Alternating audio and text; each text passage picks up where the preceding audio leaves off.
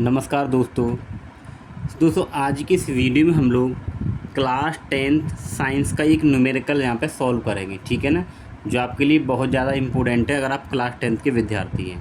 ठीक है ना, तो न्यूमेरिकल क्या है, देखिए अगर आपको क्लास 10th विज्ञान से रिलेटेड अगर न्यूमेरिकल देखने हैं तो आप प्लेलिस्ट में जाकर देख सकते हैं। ठीक है, अब वहाँ पे मैंने तरह तरह के न्यूमेरिकलों को कराया है। तो देखिए क्या है कि 5 सेंटीमीटर लंबाई की एक वस्तु को 20 सेंटीमीटर फोकस दूरी के एक उत्तल लेंस, क्या है ये, उत्तल लेंस के केंद्र से 30 सेंटीमीटर दूरी पर रखा जाता है।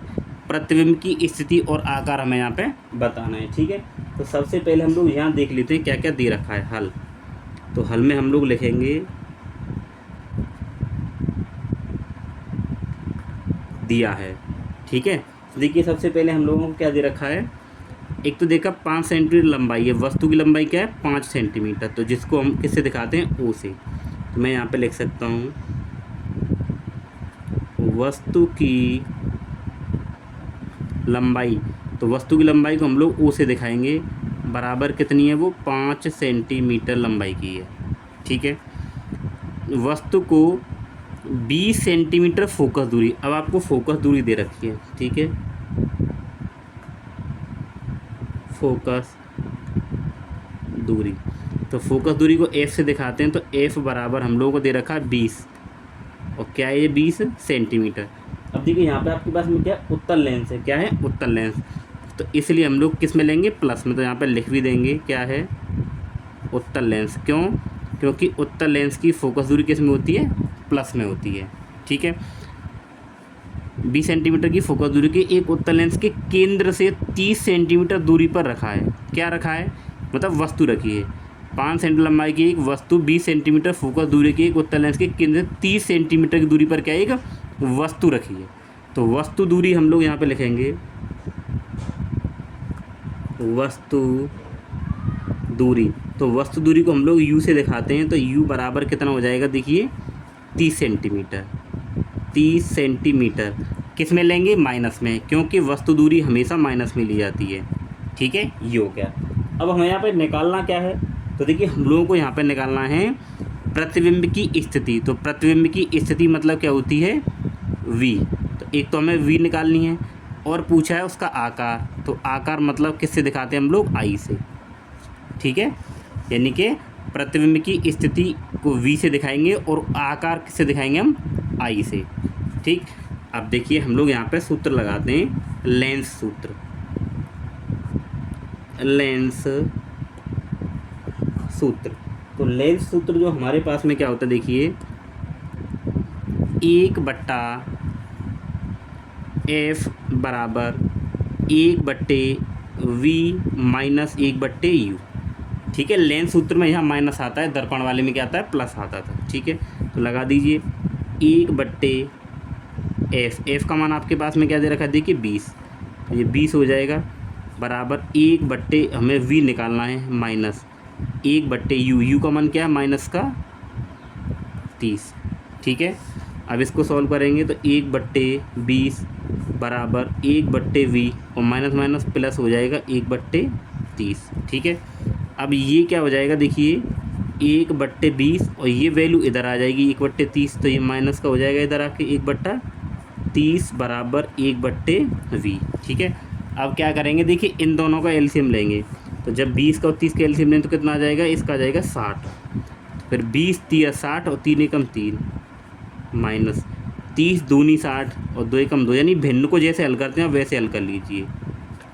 ठीक है, और ये 3 में से 2 जाएंगे तो 1 बचेगा, 1/60 बराबर 1/v, कैंची वाली गुणा ऐसे करेंगे, तो v का 1 से गुणा करेंगे v, और 60 का 1 से करेंगे तो 60, यानी v बराबर हमारे पास में आ गया 60 सेंटीमीटर। ठीक है, तो हमें यहाँ पे क्या मिल गई, v मिल गया। v मतलब क्या है, प्रतिबिंब की स्थिति होती है। ठीक है, किसकी स्थिति होती है, प्रतिबिंब की स्थिति v होती है। ठीक, अब हम लोगों को v मिल गया। ठीक है, तो अब हम लोग यहाँ पे क्या लिख सकते हैं, देखिए अब v का मान क्या आया, देखिए v का मान आया धनात्मक। ठीक है, तो इसके बारे में हम लोग क्या लिखेंगे, अतः प्रतिबिंब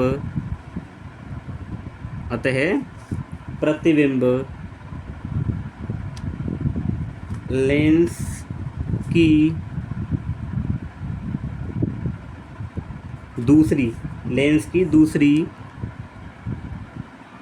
और 60 सेंटीमीटर की दूरी पर बनेगा। ठीक है, क्यों? क्योंकि देखिए v का मान किस में आया है, प्लस में आया है। ठीक है ना, तो प्रतिबिंब लेंस के दूसरी ओर 60 सेंटीमीटर की दूरी पर बनेगा। ठीक है, तो ये तो हमारे पास में क्या होगी, इसकी स्थिति हो गई कि प्रतिबिंब कहाँ बनेगा। अभी हमें क्या निकालना है, देखिए आई निकालना है। तो आई मतलब क्या है, प्रतिबिंब का आकार। तो प्रतिबिंब के आकार को किसे दिखाते हैं, आई से। चलिए इसको हम लोग यहाँ कर लेते हैं। ठीक है, तो देखिए हमारे पास एक सूत्र होता है, क्या सूत्र होता है, देखिए हमारे पास में कि m बराबर आई अपॉन ओ बराबर v अपॉन यू।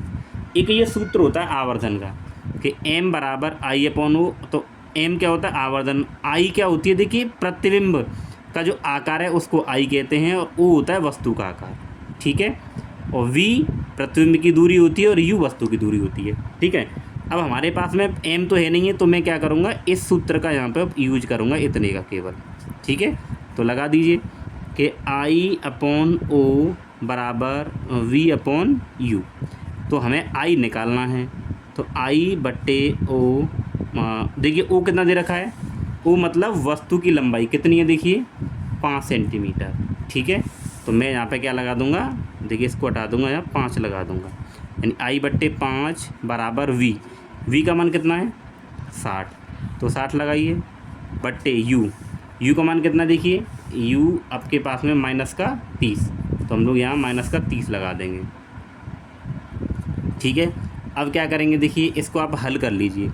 जब आप हल करेंगे तो देखिए 1 0 से 1 0 कट जाएगी, तो आपके पास बचेगा I बट्टे 5 बराबर 6 बट्टे माइनस के 3, और 3 से काटेंगे इसको तो 3 से ये 2 बार कटेगा, तो ये आ जाएगा I बट्टे 5 बराबर, और ये माइनस का 2, ये भाग में इधर गुणा में जाएगी, तो I बराबर कितना आ जाएगा, माइनस का 10।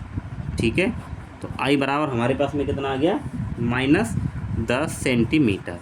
ठीक है, अब देखिए हमें इस माइनस से तो केवल ये पता चलेगा कि जो प्रतिबिंब बनेगा वो कैसा बनेगा, यानी उल्टा बनेगा। ये माइनस चिन्ह केवल ये शो करेगा कि जो प्रतिबिंब आपका क्या बनेगा, उल्टा बनेगा।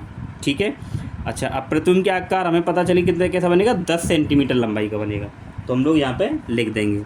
तो देखिए अब यहाँ पे हम क्या लिखेंगे, I का मान क्या है, ऋणात्मक है, और जब I ऋणात्मक होता है तो प्रतिबिंब हमेशा कैसा बनता है, वास्तविक और उल्टा बनता है। ठीक है, तो यहाँ पे लिखेंगे अतः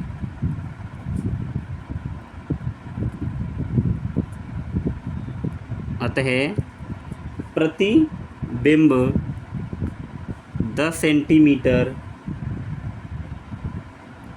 लंबा और कैसा बनेगा, वास्तविक तथा उल्टा बनेगा।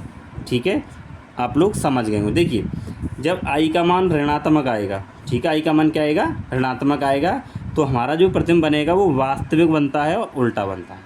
ठीक है, और अगर ये I का मान प्लस का आता तो हमारा जो प्रतिबिंब है वो कैसा बनता, आभासी और सीधा बनता। ठीक है, तो ये हो गया हमारा इस प्रश्न का पूरा सॉल्यूशन, तो हमें यही यहाँ पे पूछा था। ठीक है।